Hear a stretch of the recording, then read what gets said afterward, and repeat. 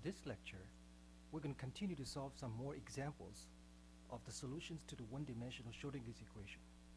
And the examples that we have will be more complicated, more challenging than the one-dimensional infinite square well. So to help us solve the problems more easily, let's first look at some general features of the solutions to the Schrödinger's equation in one dimension. I'm talking about bound state only, bound state, not the scattering state. So here is a diagram that we saw last time for some of the wave functions, actually the first three lowest energy wave functions of the infinite square well. Let's examine some features of these wave functions.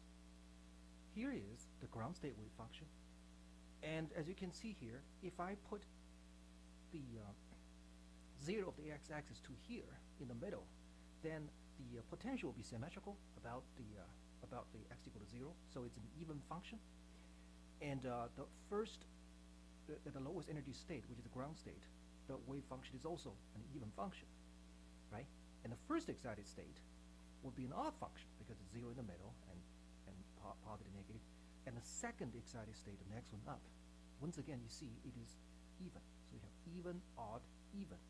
In fact, if you look at this general solution, the most general solution, moving x equal to 0 to the middle, you will find very easily that as far as being odd and even, the wave function starts out at the ground state to be even, and odd, even, so it alternates. It alternates. This is a special case because the wave, because the potential is actually an even function. Okay, the potential is an even function about this point. So that's one thing. Another thing I want to talk about is how many times does the wave function go to 0? In other words, how many nodes does it have? Let's not worry about nodes here and there. Those are always there for this particular case because that's when u equal to 0. Now when u equal to 0, psi has to go to, u equal to infinity. And that is when psi has to go to 0, because if it doesn't, then on the right-hand side of the Schrödinger's equation, you have this term e minus u times psi, if you move that u over, and that u is infinity, so unless psi is 0, you're going to have to deal with an infinite product of u times psi, and there's nothing on the left-hand side to match that, so psi is forced to go to 0 when u goes to infinity. Now suppose we don't worry about u equal to infinity. How many zeros, or how many nodes of the wave function do we expect? Well, here for the ground state, if you don't count those two, how many nodes? 0. It doesn't go to 0 anywhere except for those 2 points, right? The first excited state, you got 1 node, and the second excited state, you got 2 nodes. What happens if you go on and on and on? Well, if you follow this trend, you will find the next excited state will have 3 nodes, followed by 4 nodes, and so on and so forth. This certainly is true for the infinite square well. But it is true. Is it true for general one-dimensional Schrödinger's wave equation with a bound state? Well, this is what I want to discuss here. I want to discuss some of the general features without proof, even though we saw it in our special case before. The first thing is parity. Parity is a special term. It actually refers to the wave function being even or odd. It turns out that if the potential u is an even function, okay, it was ux equals u equal to negative x of u of negative x, then what about the polarity, the parity or the even or oddness of the wave function solution to the Schrödinger's equation?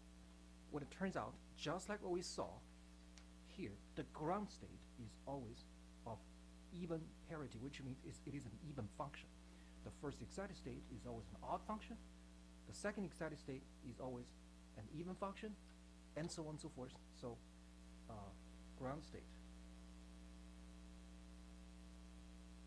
even. Next one, and then odd. Next one, and then even, and then odd. Keeps on going. Okay, so this is the first excited. Second excited, and so on. I did not prove this for the general case, but it actually can be proven. We just don't want to do it here. It goes beyond the scope of 1D. Now, the second thing I want to talk about is the number of nodes. Okay, in this example, we see 0 node, except for those two. 0 node, 1 2, and on and on. In fact, you can easily see how many times this thing goes to 0. There are n nodes for psi n, if n starts from 1 as the ground state. So the number of nodes equals n. Okay, number of nodes equals n. Suppose you count n equal to 0 at the ground state. So as basically that says that as you increase the energy, the oscillation of the wave function picks up, so it goes to 0 more frequently like this. And that makes sense because after all, when we solve the Schrödinger's equation for the one-dimensional infinite square well, the solution was had to do with the number k, if you remember that. So that's our lecture notes from last week.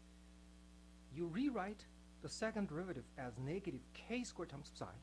Imagine that in a case where e is greater than u, so k squared is a positive number. And if u never changes, but if you keep on increasing e from the ground state to the first to second to third exciting state, so on, k will be increasing. Right? As k increases, the oscillation, because the solution is a sine and cosine function kx, the oscillation will pick up, so they get more and more nodes. Okay, so that is a general feature of the wave function as well. As you increase the number of increase the energy, the number of nodes increase, the oscillation of the wave function picks up as well. And in particular, the number of nodes equals n. That if you do not count the wave function where u equal to infinity, that you don't count that, and also you do not count the value of the wave function when x goes to positive and negative infinity. Because when x equals positive and negative infinity, what do you think the wave function should be? Well, remember, it's a bound state, right? It never goes to infinity, so therefore psi is 0 as well, but we do not count those nodes. Okay, we only count nodes in the middle. The number of nodes equals n. This will be useful when we look at more complicated examples of solution to the Schrödinger's equation. Another thing I want to talk about is the continuity of the wave function, as well as continuity of the first derivative d psi dx of the wave function. We have seen that the wave function must be continuous in solving our first example, the infinite square well. In fact, it was 0 outside the potential. Outside the potential well, therefore should be 0 at the border of the potential well as well. Otherwise, psi will be discontinuous. Why does psi have to be continuous? Well, if it's discontinuous, that means the probability of finding this particle at the same spot here would assume two different values because psi jumps. And that makes no sense. So psi, the wave function itself, must be continuous as it crosses from one region to another, where the solution might be different. Okay, we saw that both inside and outside the potential well. It has to be continuous, cross the potential barrier, and therefore, in this case, it must be 0. Psi must be 0 right at the border because that's the value right outside. So psi must be continuous. What about deep psi dx? What about the first derivative? Well, that's more a little bit touchy, but we can figure that out as well. But you know the first derivative can be written down, the second derivative rather can be written down as the derivative of the first derivative, right? So psi prime is the first derivative.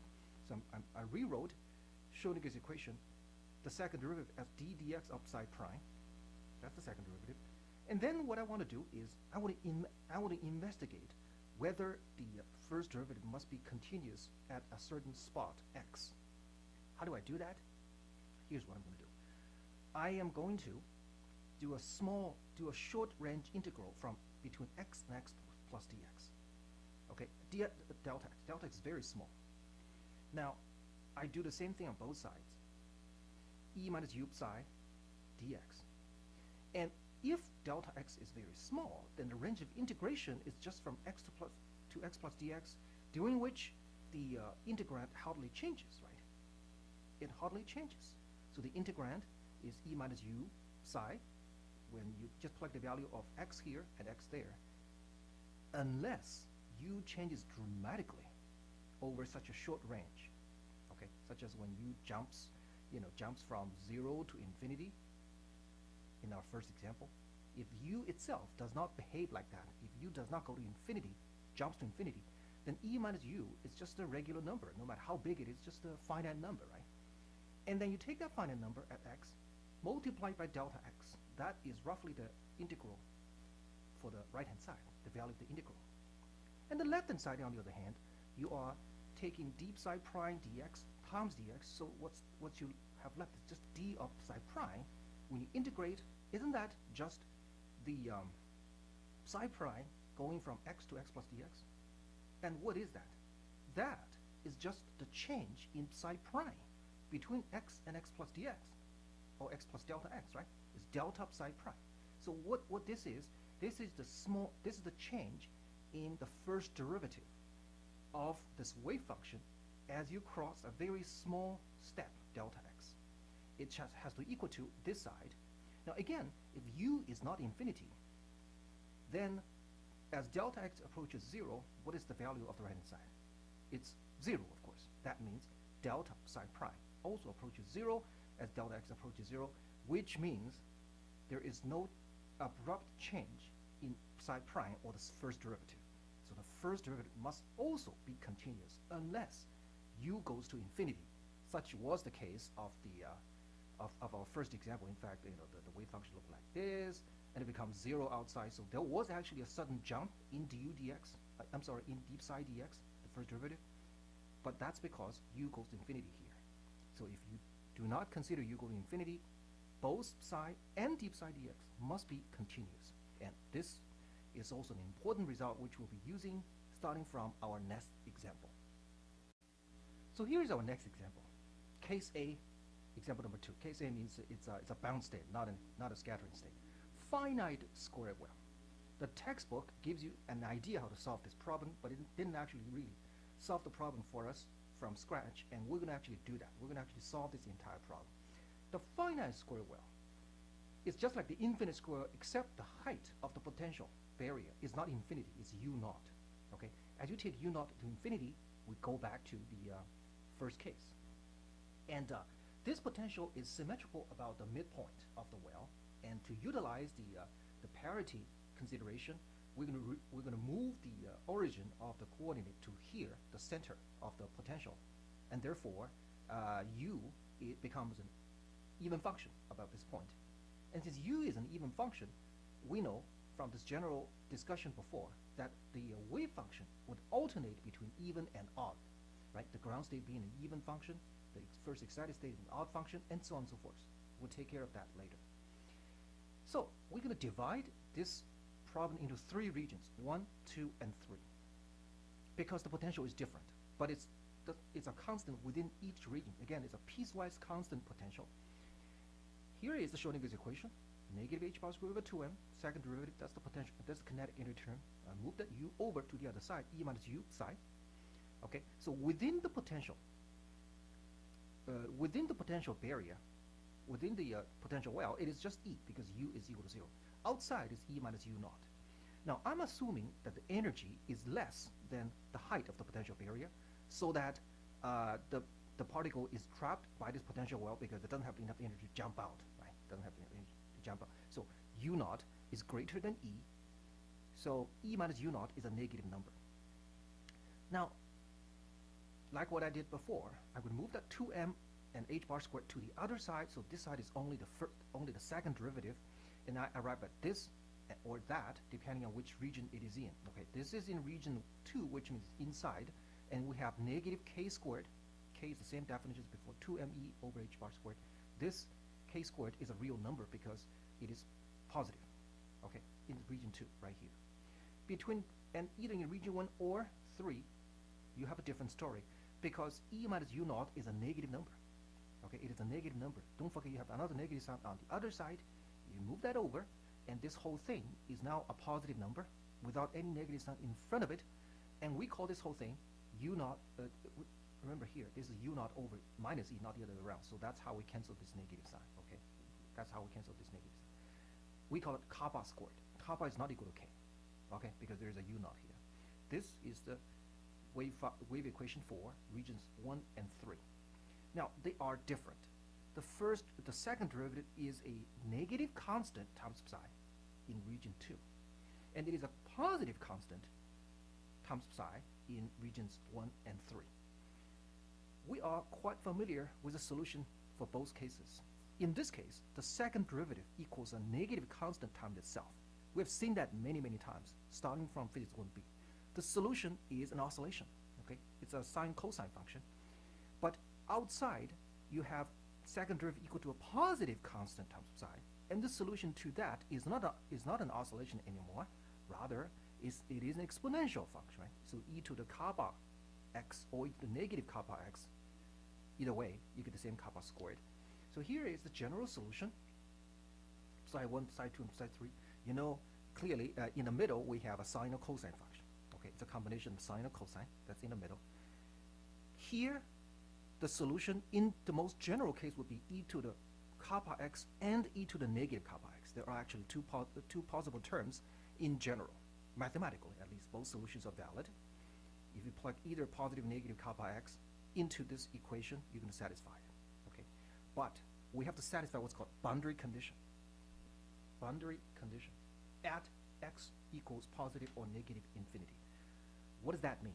It means I have to take into consideration what happens when x is negative infinity or positive infinity. Now at negative infinity, remember x is negative and very, very large, e to the kappa x goes to what? Remember, kappa is positive, but x is a very large negative number. This goes to e to the power of very, very large negative, which is 0, which is exactly what you expect, right? This is the bound state. The particle doesn't really go all the way to infinity because it's trapped inside the potential well. So this is okay. But what about the other term, e to the negative kappa x? Remember, x is negative, so e to the negative kappa x. That negative kappa x, in fact, the whole thing is positive, and as x grows to negative infinity, e to the negative kappa x goes to what? It goes to e to the positive infinity, which is infinity, so the chance of finding this particle at x equals negative infinity would grow to infinity. That makes no sense. What does that tell us? We have to throw away, have to discard that solution e to the negative kappa x in region 1. Okay, so we got rid of one possibility of e to the negative kappa x over there. And similarly, what about in region 3? In region 3, x is positive. And again, we want the wave function to go down to 0 at x equal to positive infinity. That is another boundary condition on that side. That tells us we have to keep only e to the negative kappa x this time. Remember, x is positive this time, right? So e to the negative infinity goes to 0 at x equal to positive infinity. And the other term, e to the positive infinity, e to the positive kappa x, for the same reason, we must throw it away because it will give us an infinite solution at x equals positive infinity. So this is the general solution with the boundary condition at negative and positive infinity already taken into consideration. Okay, so psi equal to 0 over there and psi equal to 0 over here when x has a very large absolute value. Now, let's take a closer look. First of all, classically, when E is less than U, okay, you have a particle with total energy E less than the potential energy, so therefore the particle is forever trapped between here and there. It has no chance of ever getting into this region or that region. But quantum mechanically, is that true? Well, if a particle never has any chance to get into this region or that region, that means psi must be equal to what? To 0, right? Because psi squared represents the probability density of finding the particle there, remember? But is psi really equal to 0? No, because look at the solutions. Is psi really equal to 0, region 1 and region 3?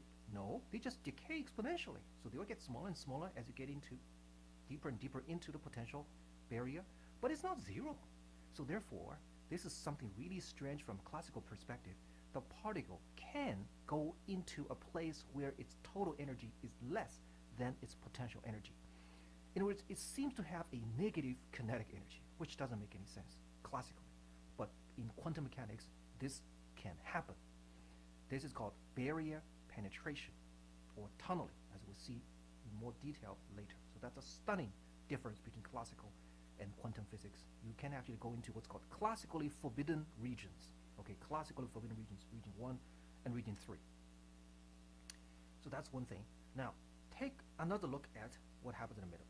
This is the wave function in the middle. It's a combination of sine and cosine function. So you should write something like coefficient 1 times sine kx plus coefficient 2 times cosine kx. That's the most general solution, satisfying this equation. But we already learned, even though we didn't prove it, and that is the wave function should be even odd, even odd, even odd, starting from the ground state. And it cannot have semi-even, semi-odd, or it must be either a completely even function or completely odd function. And what we're going to do is we're going to take a look at the even and odd cases separately. Okay, so for the even case, basically this is the ground state, second excited state, okay, fourth excited state, and so on. And what about the odd? Odd starts with the first excited state, and then the third excited state, and the fifth excited state, and so on. They satisfy different constraints. So we're going to look at them separately. Okay. Now, first of all, for the ground state, the one we're most interested, the ground state. What is the parity, even or odd? Well, just like the infinite square wave case, it is an even function with no nodes. Okay, even function. It's an even function. So which one do we choose, sine or cosine? Well, certainly we have to keep the cosine function and disregard the sine function, right? So for ground state, we are going to take the cosine function in the middle, discarding the sine function, and this is what we come up with.